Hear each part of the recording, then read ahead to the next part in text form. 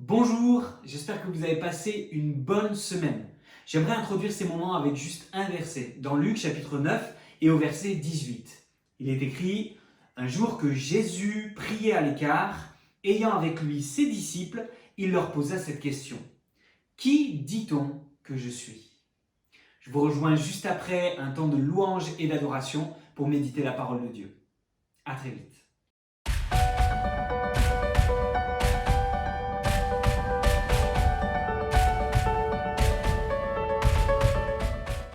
Bonjour à tous. Bonjour. On est heureux de vous retrouver encore ce matin et on va louer notre Dieu. Alors est-ce que vous êtes prêts? J'espère vraiment que vous êtes prêts, vous êtes motivés. Ne soyez pas des spectateurs ce matin. Alors, je sais, on est encore au travers de la vidéo. On aurait peut-être facilité à bien regarder comme on regarde un film, mais ce n'est pas un film ce matin. Mais on veut vraiment être tous acteurs et je souhaite vraiment que derrière votre vidéo, vous soyez vraiment acteurs, vous chantiez et vous louez Dieu dans tout notre cœur. En tout cas, nous, on va le faire, hein, Nathan et Jérémie, on va louer notre Dieu. Alléluia, il le mérite tellement. Dieu soit béni.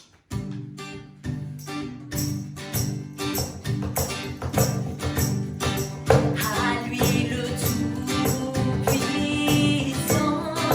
lui qui ne change pas, à lui revient la gloire, notre hymne de louange pour tout ce qu'il a fait et tout ce qu'il fera. Nous lui donnons la gloire, chantons ses bienfaits dans la musique louange, dans tous les pays louange, avec la nature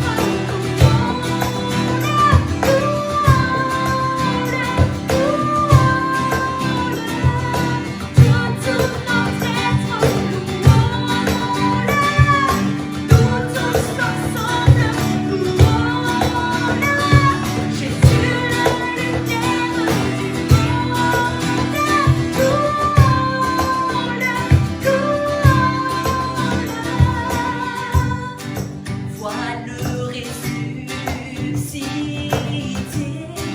vois le Fils exalté, à lui revient la gloire, notre hymne de louange, pour tout ce qu'il a fait et tout ce qu'il fera. Nous lui donnons la chantons ses bienfaits dans la musique louange, dans tous les pays louange, avec la nature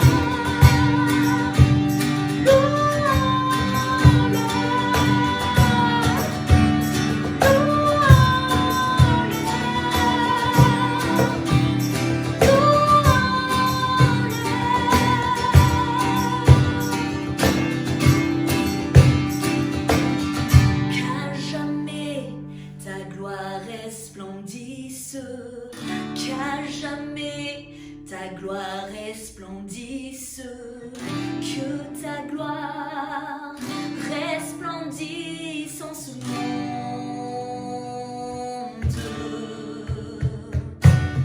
Et qu'à jamais ta gloire resplendisse, qu'à jamais ta gloire resplendisse, que ta gloire resplendisse en ce monde.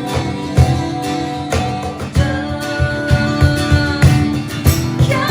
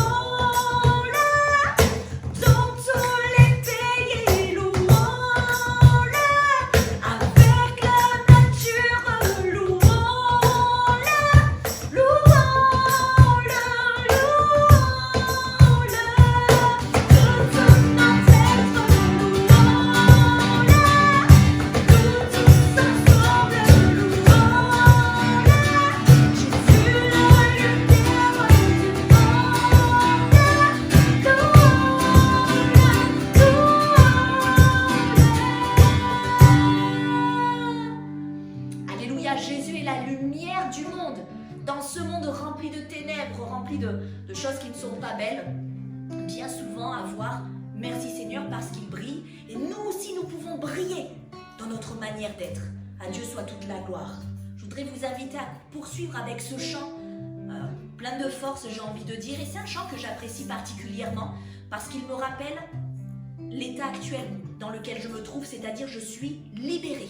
J'ai été rachetée, j'ai été délivrée. Bien sûr, quand je chante ce chant, je me souviens aussi de l'état dans lequel je me trouvais avant. Mais je me réjouis dans l'état où je suis aujourd'hui. Et je me dis merci Seigneur parce que tu m'as libérée, tu m'as rachetée, délivrée, pardonnée. Alors désormais, cette vie, je veux la vivre pour toi Seigneur.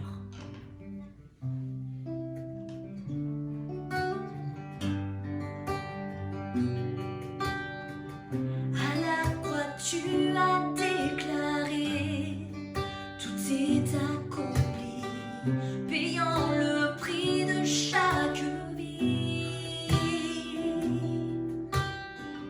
La mort n'a pu te retenir, je sais que tu es Jésus. Si t'es libéré, racheté, délivré, pardonné, je vivrai désormais pour toi. Libéré, racheté, délivré, pardonné, je vivrai désormais pour toi.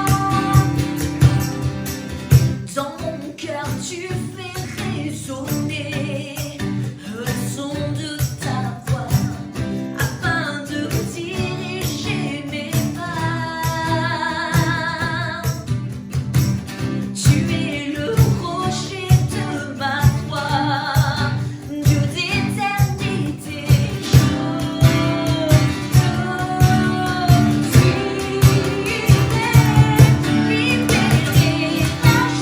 racheté, délivré, pardonné, je vivrai désormais pour toi. Libéré, racheté, délivré, pardonné, je vivrai désormais pour toi.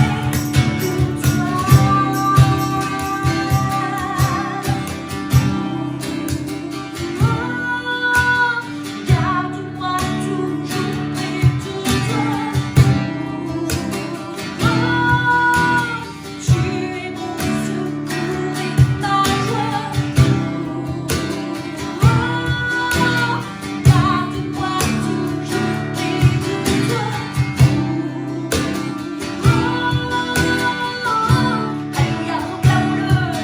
Libéré, racheté, délivré, pardonné, je vivrai désormais pour toi. Libéré, racheté, délivré, pardonné, je vivrai désormais pour toi.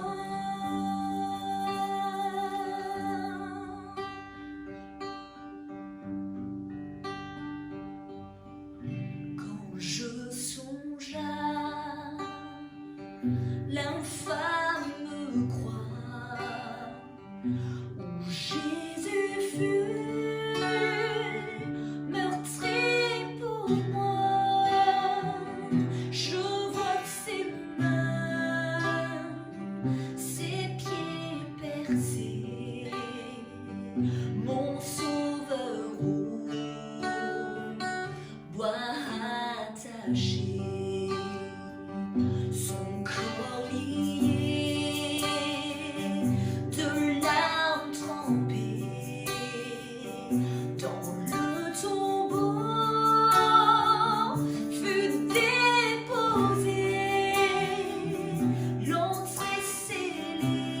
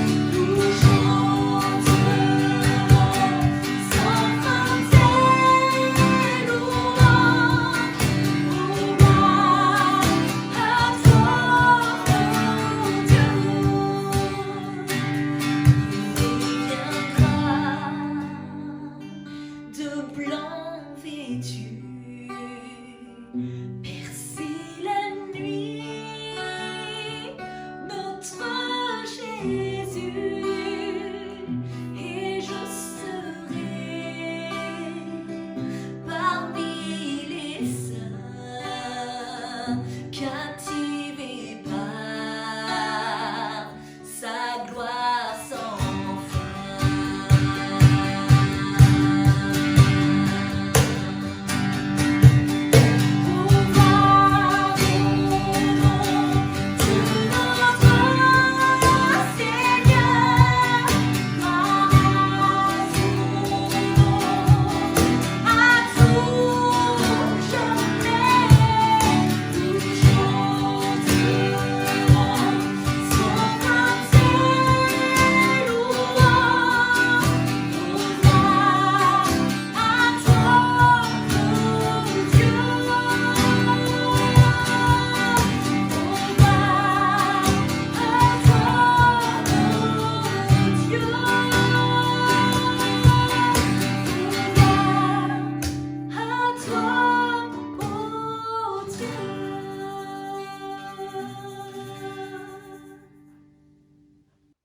On va maintenant revenir sur la question qu'on a lue tout à l'heure et que Jésus a posée à ses disciples, à savoir, qui dit-on que je suis? Jésus, à un moment donné, a posé la question à ses disciples de savoir cela. Qu'est-ce que les gens se font comme image de lui? Qu'est-ce qu'on raconte sur lui? Et c'est intéressant de voir qu'il attendait cette réponse. Tu es le Christ, le Fils du Dieu vivant et vrai.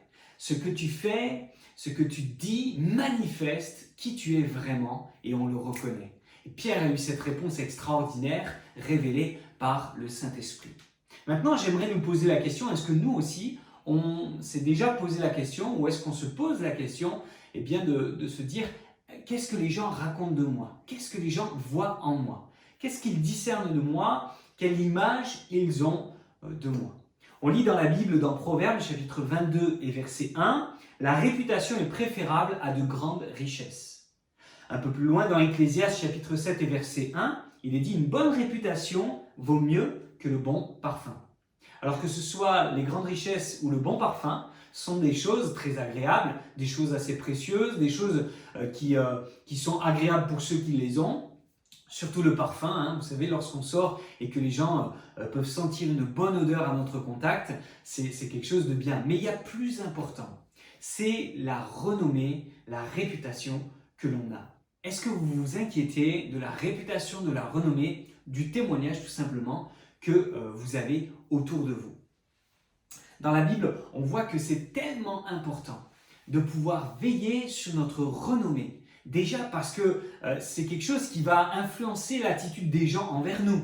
Si j'ai une bonne renommée, je pense que les gens vont me faire confiance. Si j'ai une bonne renommée, une bonne réputation, les gens vont pouvoir aussi me rendre l'appareil. Et je crois que les gens vont pas hésiter, des gens bien, vont pas hésiter à me côtoyer. Seulement, on réalise dans la Bible que c'est tellement important que ma renommée à moi, non seulement elle va avoir un impact dans ma vie pour moi, mais elle aura un impact sur la renommée directe de Dieu. Imaginez-vous que mes enfants sortent dans la rue avec un t-shirt marqué Gadroit, devant, derrière, et qu'ils se mettent à jeter des cailloux sur les fenêtres des gens pour briser les vitres. On va dire non seulement ce sont des voyous, mais aussi ce sont des gens mal élevés, des enfants mal élevés. Et c'est ma propre renommée en tant que père qui va être attaquée, qui va être mauvaise. Imaginez-vous au contraire que mes enfants, avec toujours pareil un t-shirt Gadroit, estampillé Gadroit devant et derrière, mon nom de famille, ils sortent et qu'ils se mettent à aider des mamies, des papis à traverser la route, qu'ils se mettent à porter les courses des personnes chargées et qu'ils les amènent et qu'ils les aident jusque chez eux. On va dire, c'est des enfants bien élevés. Les parents ont réussi leur éducation. Qu'est-ce qu'ils sont bien? S'ils disent merci, s'il te plaît, s'ils ont une bonne attitude, bien voilà que c'est moi aussi qui va en être bénéficiaire, on va dire, et mon épouse. On va être des parents qui ont réussi notre éducation. De la même manière, ma renommée influence directement la renommée de Dieu. Et je vous invite tout de suite à prendre dans 1 Pierre au chapitre 2 et au verset 12. 1 Pierre 2, 12, il est écrit « Ayez au milieu des païens une bonne conduite, afin que, là même où ils vous calomnient comme si vous étiez des malfaiteurs, ils remarquent vos bonnes œuvres et glorifient Dieu au jour où il les visitera. Et ce texte est très important, il me montre que ma renommée à moi, ma manière de me conduire, ma bonne conduite, va faire que, eh bien, mes bonnes œuvres vont être remarquées, et le jour où Dieu va visiter les personnes qui m'auront entouré et qui m'auront côtoyé, eh bien, ces personnes vont directement accueillir Dieu d'une manière favorable parce que moi, j'aurais eu un bon témoignage. Ils vont glorifier Dieu, ils vont dire « Ah, mais c'est cette personne, c'est ce Dieu dont me parlait ou qui avait touché le cœur de cette personne que j'avais rencontrée à ce moment-là. » À l'inverse, ma mauvaise conduite va pouvoir fermer le cœur d'une personne lorsque Dieu va la visiter. C'est tellement important. Ça atteint la renommée de Dieu et ça peut même empêcher quelqu'un, si j'ai une mauvaise renommée, une mauvaise réputation, empêcher quelqu'un d'être sauvé. À l'inverse, ma bonne réputation, ma bonne renommée, qui vient de ma bonne conduite, va pouvoir permettre à quelqu'un de se laisser sauver par Dieu, de se laisser racheter, pardonner par lui. Donc on voit premièrement que ma renommée, ma réputation est directement influencée par mes choix, par ma conduite. On pourrait rajouter dans Philippiens chapitre 4 et verset 5 « Que votre douceur soit connue de tous les hommes ». Ça aussi, c'est quelque chose que je peux faire moi-même, que je peux désirer, que je peux développer en moi par le Saint-Esprit. La douceur, c'est un des fruits de l'Esprit, le caractère de Christ qui se façonne en moi par le Saint-Esprit. Et il faut que je sois volontaire, il faut que je le recherche, il faut que j'y aspire. Et mes choix, mes décisions, mes paroles vont directement influencer la renommée de douceur que je pourrais avoir autour de moi envers les autres. Il était dit de Jésus, Jésus était doux et humble de cœur. C'était quelqu'un de doux. Alors je nous pose la question, est-ce qu'on est des chrétiens chinchillas ou est-ce qu'on est des chrétiens hérissons? Vous avez déjà peut-être caressé un chinchilla, sinon je vous invite à le faire. Quand vous caressez cette petite créature, vous voyez que c'est l'une des créatures les plus douces que Dieu ait fait. Vous caressez les poils, c'est quelque chose de très agréable. On en a même fait des fourrures et des manteaux parce que c'est chaud et c'est quelque chose de très doux à porter. Et de la même manière, est-ce qu'on a un caractère doux? Est-ce qu'on a un caractère chaleureux? Ou est-ce qu'on est plutôt des répulsifs? Un peu comme vous savez, ces hérissons qui se mettent en boule et qui sortent les pics. Qui s'y frotte s'y pique. Est-ce qu'on est des chrétiens ou des personnes qui manifestent ce caractère dès qu'on est un peu en boule? Eh bien, on se met comme cela et on sort les pics pour chasser les gens autour de nous et qu'ils ne viennent pas nous embêter. Non, non, Seigneur, donne-nous de la douceur qui pourra être connue de tous les hommes. Et ça complète en disant « Le Seigneur est proche ».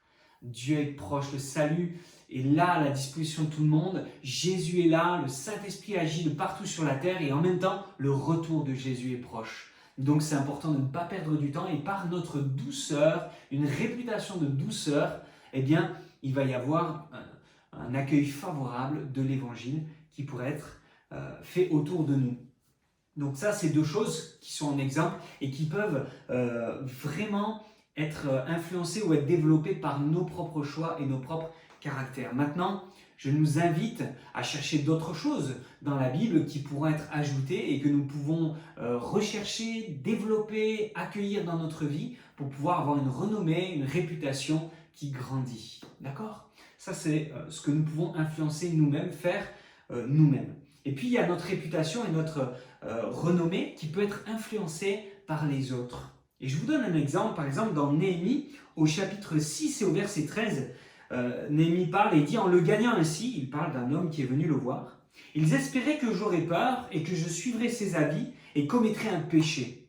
Ils auraient profité de cette atteinte à ma réputation pour me couvrir d'opprobre. » Il faut réaliser que la réputation c'est important parce que ma réputation influence directement la réputation de Dieu, permet aussi le salut ou pas des gens qui m'entourent. Et c'est tellement important que le diable il va focaliser, il va tout faire pour que ma réputation soit détruite. Alors que je bâtis une bonne réputation, il y a un adversaire qui va faire en sorte que ma réputation soit détruite. Et Néhémie était dans cette situation où à un moment donné, alors qu'il voulait rebâtir la muraille, la maison de Dieu, alors qu'il veut rebâtir tout cela, eh bien on veut le décourager. Le diable veut te décourager, l'ennemi veut te décourager. Et Néhémie voit des gens arriver pour l'intimider. Et il y en a un même qui comme il voit qu'il ne se laisse pas intimider par les autres, il y a quelqu'un d'assez proche de lui qui est censé être un ami, qui va être gagné à la cause de l'ennemi et qui va venir et qui va lui dire, écoute, viens, des gens veulent atteindre ta vie et veulent te faire mourir, ils veulent te tuer et ils vont venir de nuit. Vous lirez dans Néhémie 6. Ils veulent te faire mourir, alors viens avec moi. On va aller dans le milieu de la maison de Dieu. Et on va se cacher là et on va fermer les portes derrière nous. Là au moins tu seras protégé. Et Néhémie il réfléchit, il dit, mais j'ai pas le droit d'aller dans cet endroit-là. Il est réservé à des personnes particulières qui sont consacrées pour le service de Dieu. Qui je suis, moi, pour me permettre d'aller là? Je vais commettre un péché. Et en fait, ma réputation va être atteinte. Et c'est comme ça que l'ennemi va pouvoir influencer, tout le reste du peuple pour se décourager et ne plus aller dans le sens de la reconstruction et du retour à Dieu. Et Néhémie va avoir du discernement, il va réaliser que la chose ne vient pas de Dieu et il va se protéger du piège qui lui est mis sous ses pieds. C'est important nous aussi de réaliser que le diable veut nous piéger et nous faire tomber et qu'il nous faut veiller, prier afin de ne pas tomber en tentation. Ça, c'est la chose qui peut être faite par les autres pour nous faire tomber et porter atteinte à notre réputation. Mais il y a aussi un autre moyen d'atteindre la réputation de quelqu'un, c'est de raconter des mensonges. Et à l'ère des réseaux sociaux et des médias, il est plus facile que jamais de colporter quelque chose et de détruire la réputation d'une personne. C'est quelque chose de tellement grave qu'on peut se retrouver découragé. On peut se retrouver dans une situation où on a tout fait ce qu'il fallait, mais quelqu'un d'autre raconte quelque chose de faux et on se retrouve avec une réputation détruite. Et peut-être que c'est le cas de quelqu'un et j'aimerais vraiment t'encourager, ne baisse pas les bras. Je connais un pasteur qui était en formation, qui a été accusé d'avoir vu et d'être allé vers une prostituée. Et lorsqu'il est là, il apprend cette nouvelle, on l'accuse d'être allé voir une prostituée, donc il se défend, il essaie de montrer les arguments et les preuves, et voilà qu'on le met à l'écart pendant un temps. Et on lui dit, voilà, tu vas être mis à l'écart, tu ne vas plus pouvoir servir. Et ce jeune pasteur voit tout son monde se détruire parce qu'il avait donné sa vie pour servir Dieu. Et c'était le sens de sa vie, je vais donner mon cœur à Dieu, je vais servir Dieu. Et voilà que tout est par terre. Et pendant un temps, il a été mis à l'écart. Et un soir, il prend sa voiture, il part pour réfléchir. Et il passe devant un bâtiment et voilà qu'il y a une prostituée en bas du bâtiment. Et il se dit, puisque c'est comme ça, je vais faire ce qu'on a dit que j'ai fait. Et je vais y aller. Moi qui n'ai jamais connu de femme, qui me suis gardé pur, si ça vaut ça, si ça vaut la peine, si c'est ça que ça donne de se consacrer à Dieu, puisque c'est comme ça, je baisse les bras et je vais voir cette prostituée. Heureusement, dans son cœur, il s'est repris, ça a duré quelques secondes, et donc il n'est pas tombé dans le piège qui lui était tendu, et il a tenu bon. Mais il a failli tomber. Et juste après, en rentrant chez lui, en pleurant devant Dieu, un coup de fil est venu et on lui a dit, écoute, la personne qui t'a accusé vient d'avouer que c'était quelque chose qui était fait pour te détruire parce qu'elle ne t'aime pas, elle voulait que tu sois chassé de l'église. C'est quelque chose de très grave que je viens de raconter. Et ça peut arriver à n'importe qui d'entre nous de pouvoir avoir une accusation et faire en sorte que notre renommée, notre réputation soit complètement détruite. Une chose est sûre, si je tiens bon, si je suis fidèle à Dieu, si je ne baisse pas les bras, si je ne tombe pas dans le piège que le diable me tente, eh bien je vais tenir bon et Dieu va défendre ma cause. Dieu défend notre cause. Et après tout, je vais dire quelque chose, le plus important, ce n'est pas ce que les gens disent. Le plus important, c'est ce que Dieu dit de nous. Et je pense particulièrement à Job. Le diable est là devant Dieu et puis Dieu va dire au diable, tu as vu mon serviteur Job, il n'y a personne comme lui sur la terre.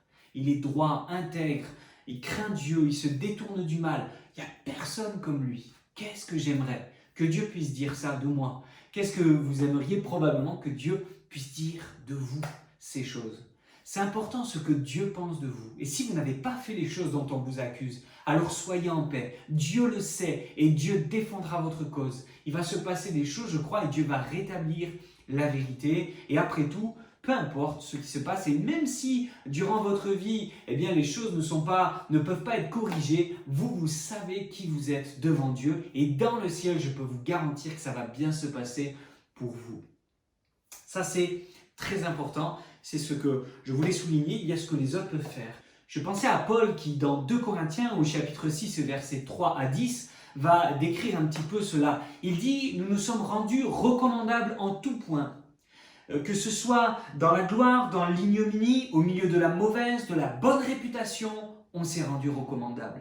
Et ça doit être notre attitude. Peu importe ce que racontent les autres, nous, on se rend recommandable. On veut qu'on puisse nous recommander et dire, tu vois, cette personne, tu peux lui faire confiance, vas-y, feu vert, les yeux fermés, c'est quelqu'un sur qui tu peux compter. Ça, c'est quelque chose qu'il faut garder, avoir une bonne attitude et ne pas se laisser décourager par ce que l'on raconte de nous.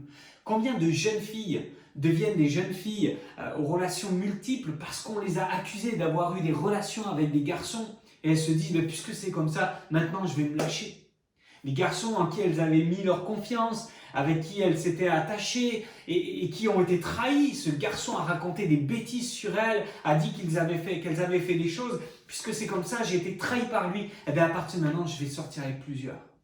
Combien j'ai vu de jeunes filles, des copines, des copains de collège, d'école, tomber dans des choses comme ça parce qu'on a raconté n'importe quoi. Eh bien, ils se sont comme vengés en devenant la personne qu'on les accusait d'être. Ne tombons pas dans ces pièges non plus. Le diable veut détruire notre réputation. Saul de Tarse avait la réputation d'être un homme respirant le meurtre et la menace. Et le jour où Jésus a touché son cœur, il est devenu quelqu'un d'autre. Il est devenu quelqu'un de fidèle à Dieu et qui souhaitait qu'une chose, c'est le salut de tous les hommes. C'est tellement important, la bonne réputation, que dans la Bible, on voit que Dieu choisit des personnes qui ont un bon ou de qui on rend un bon témoignage. J'ai plusieurs textes que j'ai relevés comme cela. Dans 3 Jean, par exemple, dans 3 Jean, chapitre 1, verset 12, il est dit « Tous, et la vérité elle-même, rendent un bon témoignage de Démétrius. Nous aussi, nous lui rendons témoignage, et tu sais que notre témoignage est vrai. » Démétrius était quelqu'un sur qui on pouvait compter. Un bon témoignage, tout était bon, il pouvait être utile. Acte 16, il est parlé de Timothée, qui était quelqu'un de qui on rendait un bon témoignage et qui a pu devenir un serviteur de Dieu. Acte 22, il est parlé d'Ananias, qui a été utile aussi, qui était un homme pieux et de qui on rendait un bon témoignage. On pourrait penser à Acte 6 aussi, où 7 personnes ont été choisies pour servir dans l'Église, des personnes qui devaient être remplies du Saint-Esprit, qui devaient être fiables, de qui on rendait un bon témoignage, qui devaient être aussi avec de la sagesse. Voilà, ça c'est des personnes que Dieu choisit. Dans 1 Timothée au chapitre 3, il est parlé des évêques, que ceux qui aspirent à la charge d'évêque désirent une chose excellente, mais il faut qu'ils soient irréprochables. Ça ne veut pas dire parfait, mais des gens qui sont en règle, qui ont tout réglé. Irréprochable, on ne peut plus rien reprocher, tout est réglé. Et il est dit ensuite, il faut aussi qu'ils reçoivent un bon témoignage de ceux du dehors, afin de ne pas tomber dans l'opprobre et dans les pièges du diable. Je crois que c'est important de réaliser que la réputation que j'ai va être un critère par lequel je pourrai ou pas servir Dieu d'une manière efficace et d'une manière bonne. Donc il y a ce qui dépend de moi, il y a ce qui ne dépend pas de moi, peu importe, l'important c'est de veiller nous-mêmes autant que cela dépend de nous à notre bonne réputation et à tenir bon, même lorsqu'on est accusé à tort, c'est Dieu qui prend notre défense. Maintenant, j'aimerais aussi faire juste une petite digression sur ce que l'on fait de la réputation des autres. Vous avez vu combien c'est facile de détruire quelqu'un, ne colportons pas des choses sur les autres. Bien sûr que les gens ne sont pas parfaits, bien sûr que des gens commettent des erreurs, mais ne soyons pas de ceux qui accusent ou qui racontent les choses mauvaises des autres ou qui descendons les autres de par nos paroles et ce que l'on rapporte. Dans le livre des Proverbes, au chapitre 18 et au verset 8, il est dit « Les paroles du rapporteur sont comme des friandises, elles tombent jusqu'au fond des entrailles. » C'est quelque chose de bien, les ragots. Ah, tu sais ce qu'il a fait lui, tu sais ce qu'elle a fait elle. Ah, puis on se le raconte. Dieu n'aime pas ça, Dieu déteste ça. Ne tombons pas dans ce piège de rapporter les erreurs des autres. Proverbe 16, 28, il est dit « L'homme pervers excite les querelles et le rapporteur divise les amis. » Dieu n'est pas pour la division, Dieu est pour la multiplication. Proverbe 13, 9, il est dit « Celui qui couvre une faute cherche l'amour. » Et celui qui la rappelle dans ses discours divise les amis. Couvrir une faute, c'est pas cautionner la faute. Couvrir une faute, c'est de dire je mets une couverture dessus, c'est-à-dire je ne veux pas la rappeler. du moment que je suis allé voir la personne, que j'ai dit écoute là voilà, tu as fait une erreur, il faut que tu règles ça. Et que la personne la règle et que la chose est finie. Pourquoi raconter aux autres? Il n'y a pas besoin. Je couvre quelque chose, je manifeste de l'amour envers lui et je fais comme si il ne s'était rien passé puisque la chose est réglée. Comme Jésus, comme Dieu fait un peu avec nous. Peu importe notre passé, Dieu, eh bien, il aime manifester son amour. Il a payé pour nous en plus et du moment qu'on se repent, eh bien, Dieu ne rappelle pas nos fautes. Il les met au fond de la mer et il met un panneau, comme j'aime bien dire, et marque pêche interdite. On ne rappelle pas les fautes de notre ancienne vie. On ne peut pas être de ceux qui rappellent les fautes de ceux qui sont autour de nous. On a le réflexe de ne pas parler, de ne pas colporter, de ne pas publier, de ne pas partager sur les réseaux sociaux les choses qui viendraient porter atteinte à la renommée d'une personne, quand bien même il y aurait une part de vérité. Ce n'est pas notre rôle, on n'a pas à faire ça. Je suis triste de voir des journaux qui se disent chrétiens et qui font que de mettre en avant les défauts des uns ou des autres. Que ce soit des chrétiens ou que ce soit des non-chrétiens, je trouve ça tellement triste et à se nourrir de ces choses, je ne suis pas sûr qu'on plaise à Dieu. Alors maintenant, pour terminer, qu'est-ce que je fais si ma réputation est sale? Peut-être que, à m'entendre parler, eh bien vous réalisez et vous faites le point, vous pourriez me dire, Jérémy, moi ma réputation elle est sale. J'ai commis des erreurs dans ma vie. J'ai fait des choses qui sont sales et je suis encore en ce moment à payer les conséquences de mes erreurs et des choses sales que j'ai faites. Peut-être même que vous pourriez dire, mais Jérémy, tu ne sais pas où j'étais hier soir. Tu ne sais pas ce que j'ai fait cette semaine. Tu ne sais pas ce que j'ai regardé, tu ne sais pas ce que j'ai pensé, tu ne sais pas ce que j'ai dit. Peu importe. J'ai une sale réputation et les gens savent qui je suis et je ne suis pas quelqu'un de bien. J'aimerais vous dire, eh bien, dans la Bible, on voit des personnes qui avaient une mauvaise réputation, qui avaient peut-être fait des choses regrettables, des choses mauvaises, et à qui pourtant Jésus a fait bon accueil, à qui Jésus a prêté attention, à qui Jésus a pu dire « tes péchés sont pardonnés ». Je pense à cette femme samaritaine qui avait eu 5 maris et celui qu'elle avait, ce n'était pas le sien. Je pense à Zachée qui avait la renommée d'être un profiteur de guerre. Avec l'occupation des Romains, il récoltait l'argent des impôts pour leur donner et il prenait au passage.